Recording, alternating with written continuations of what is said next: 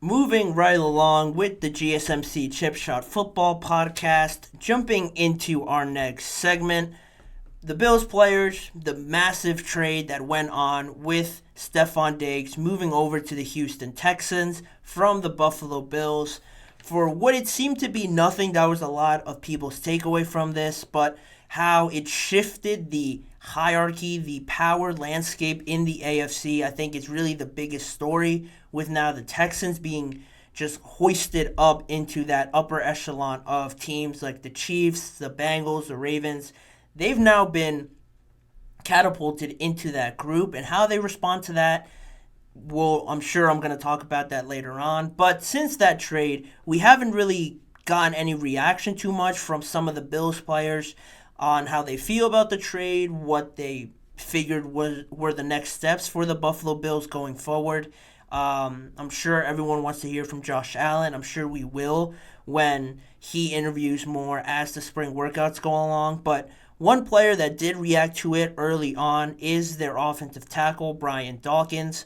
He went on the Jim Rome show and he reacted to the news in a pretty honest way. In this quote I have written down, he said, "The Stefon Diggs one, it was definitely a haymaker, a blind haymaker. But I have learned that in this world, in this career that I'm in, that pieces shuffle, and things move around all of the time. For a player that has that type of impact and popularity and stat-based weight for their career, it just hits you in a different way. Like I said, I love my teammates and I am loyal to my organization. All the things you want to hear, keeping it positive if you're a Bills fan." But he does acknowledge the sort of hole divot that it leaves in this Bills offense. Stat based, popularity, everything that comes with a star player. You do have to acknowledge how much you lose from that aspect in losing a player like Stefon Diggs. But he also made sure to reaffirm to everyone and in that interview that they still have Josh Allen there with them, and he just reiterated anything is possible, and he believes that their Super Bowl window is still open as long as they remain with Josh Allen and continue to trust him with this team, regardless of who he has around him. He seems to be all in on Josh Allen. And from that standpoint, I understand why wouldn't you be? Josh Allen has shown you nothing but progression and getting better over these last few years. You definitely had a transition period at the beginning when he had a lot of turnovers and he was just trying to do too much, it seemed. Then they brought in pieces around him. They gave him a bit of a different game plan, and now you saw him a bit more tame, a lot calmer in the pocket, knowing what he's doing, knowing all the reads, deciding when to run or not.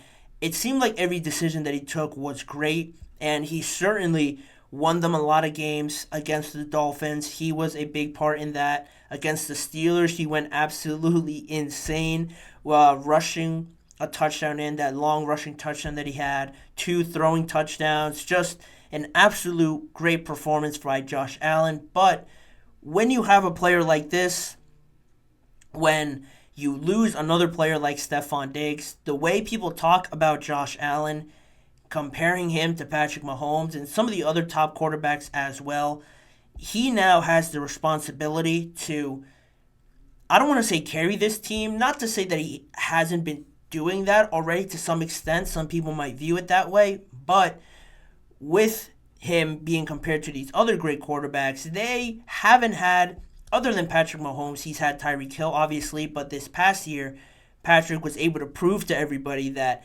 he is the one that runs this show. He is the one that makes this offense, makes this whole team go as far as he determines that they will go. It doesn't have to do with them surrounding him with all these all-stars. He's the one that is really the driving force behind all of this. You can say the same for Lamar Jackson. Hasn't really had a star, absolute star wide receiver this whole time, but they've been able to work around that, work in the run a lot, the play action, the option plays a lot with him. They're one of the top rushing offenses, so he has been able to succeed with what they've been able to put around him. You look elsewhere, I'm just trying to think off the top of my head. Joe Burrow has had Jamar Chase. Obviously, Brock Purdy has all the stars around, but as well are considered one of the best quarterbacks. But it's really Lamar and Patrick that I think in that category push up a lot and have that sort of credential on their resume to show that they're really the system that their teams thrive off of. People that come in have to adjust to what they are doing, how they're playing, what the game plan is. Everyone has to adjust to them because they are what makes this whole thing go. Josh Allen has been included in those conversations, so this is the first opportunity where he doesn't have Stefon Diggs. You have young guys like Dalton Kincaid, I'm forgetting his name, James Cook there as the running back.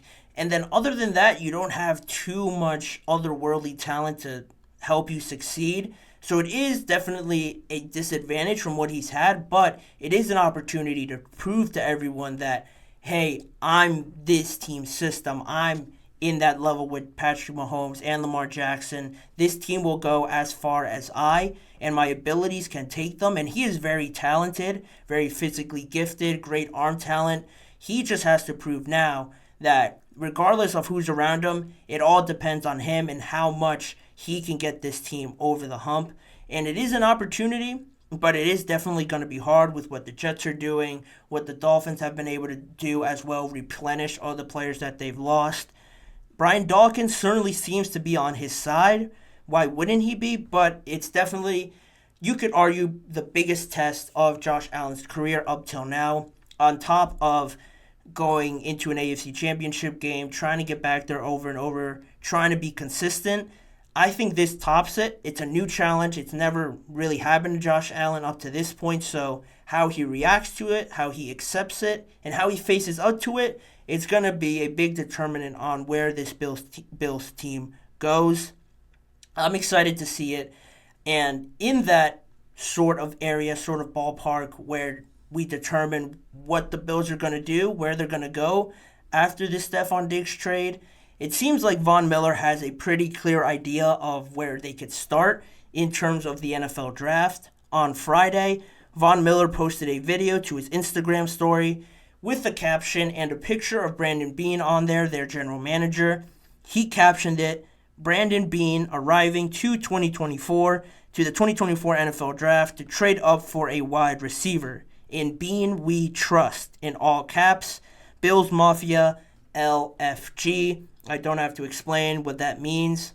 But yeah, regardless of the caption in the Instagram post, a lot of people saw it and ran with it, getting excited, almost confirming that the Bills were going to do this. Now, I'm not sure how much information Von Miller has to Brandon Beane and the draft game plan, but it is interesting to see it come from Von Miller and a player that's involved in that sort of thing in the organization, so he obviously hears what they're talking about.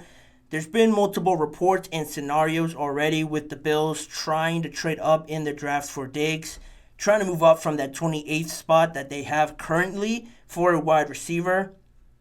And what's interesting about this, getting it, you usually hear things like this from a player in an interview or on their Instagram, social media, whatever it could be, them chiming in, giving an opinion on the draft, what they should do in free agency, stuff like that. People don't take it really to heart.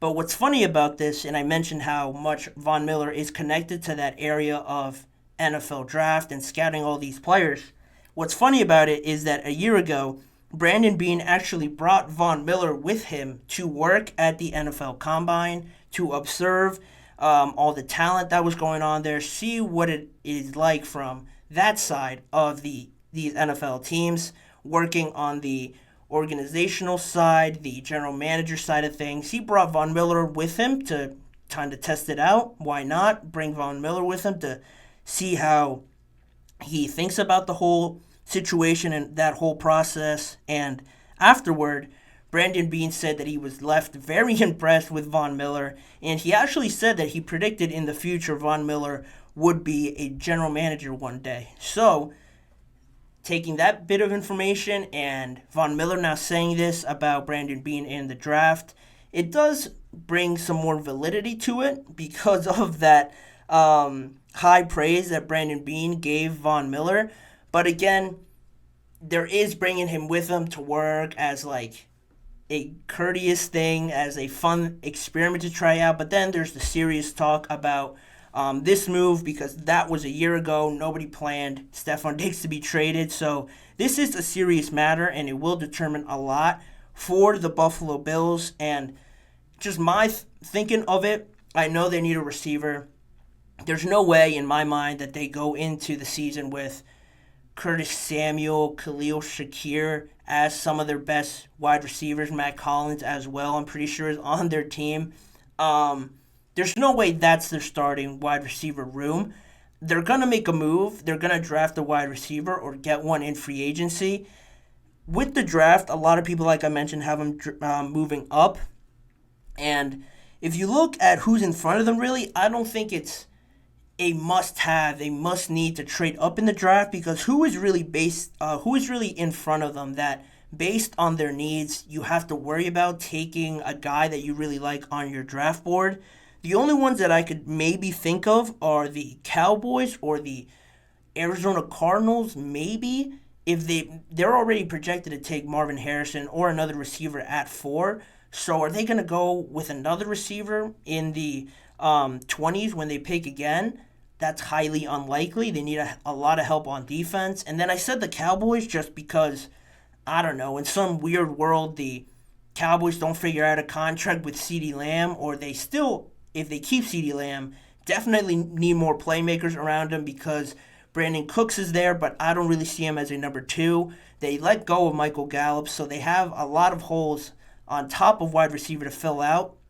And if they draft a wide receiver there, I wouldn't be surprised if they did that. Other than that, everybody else is probably going to go defense, offensive line, safety, all those positions in front of the Bills. I don't think it's necessary for them to give up something else to move up in the draft when, in all honesty, I think they could get the player that they want at 28 anyway. And that's the offense. Everyone is going to zone in on the offense. Stefon Diggs isn't there. But what's fascinating to me is that I think everyone's overlooked how much they lost on defense. I think everyone's overlooking how much this team really thrived on their defense really being great. And they lost some of their biggest players in the last few years that have been really responsible for a lot of that success. Jordan Poyer, Micah Hyde, Tre'Davious White are all now gone from that team. Their center, Mitch Morse, is also gone. I know he's on the offensive side, but I just thought of him. He also left because of salary cap reasons. But mostly those defensive players, on top of being great players, reliable players, the locker room effect that they have, the leadership, now you force other guys to step up into that role. And they might have guys that are ready, but you don't really know until you're in that moment, in that huddle, trying to hype everybody up or be motivational. You don't know how it's going to go. You don't know how that transition's going to be. You expect Josh Allen to be even more of a leader than he already was, but I think that is something that a lot of people aren't talking about, and I'm more interested to see how they replenish on the defensive side of the ball, because this Bills team is a lot more dangerous, a lot better when their defense is playing great. And now you don't want it to be so offense-based because you have a lot of questions there. So what is really, you can ask the question, is more vital at this point, trying to replace those defensive players to keep the defense as solid as it has been, or focus more on offense because of all the talent that you lost? I think that's a fair question. I'm more interested in the defensive side of the ball because the Jets are loaded on offense now. The Dolphins have 2 absolute speed demons on the outside, so you have to have a good defense to account for them. I'm more interested to see how they figure that part out, but reacting to the Stefon Diggs trade is obviously a big deal. Deion Dawkins seems to be a believer, confident in his team as always, and Von Miller has given us a bit of news that if you didn't already think it was going to happen, the Bills are going to take a wide receiver, but I don't agree with trading up. That's just me. That's what Von Miller is thinking, but we'll see how it all plays out, where all the chips fall in less than 2 weeks now. Just how many days? 7, 8, 9 days now. from the NFL draft. Very much anticipating that to come. It can't come any quicker. I'm looking forward to that and seeing not only what the Bills do, but what everybody else does as well. So we're going to put a pin in this. I'm sure more is going to come out on players' reactions to the Bills, but we're going to move on with the show, and we're going to transition into our second break. On the other side of this break, I'm going to talk about Davante Adams and him remaining loyal to the Las Vegas Raiders, even though there were a ton of rumors around him moving this offseason, how this team hasn't really helped him out. He put those all to bed and remained loyal to the Las Vegas Raiders, as well as sticking around to the end of the show where I'm going to touch on Deion Sanders and which teams specifically he laid out were the best fits for his son Shedeur Sanders and Travis Hunter. Stick around to know more about those stories. We'll be right back in just a few seconds.